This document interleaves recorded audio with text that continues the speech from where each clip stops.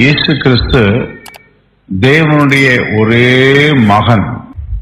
இந்த பூமியில மனுஷங்களை மீட்கணும், ரட்சிக்கணும், சுகமாக்கணும், சமாதானம் தரணும், பாவத்தை மன்னிக்கணும், பிசாசின் வல்லமை அவனை தொடக்கூடாது, இந்த பூமியிலே நிம்மதியாய் வாழ வைத்து பரலோகம் என்ற இன்னொரு இடம் இருக்குது, அங்க கொண்டு போய் சேர்க்கணும் என்பதற்காக அந்த தேவன் தம்முடைய மகனை இந்த பூமிக்கு அனுப்பி வைத்தார்.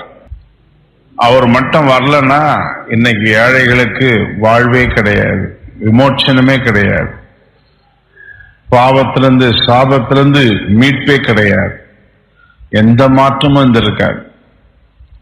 அவர் வந்துதான் அநேக உண்மைகளை இந்த பூமிக்கு மனுஷனுக்கு சொன்னார்.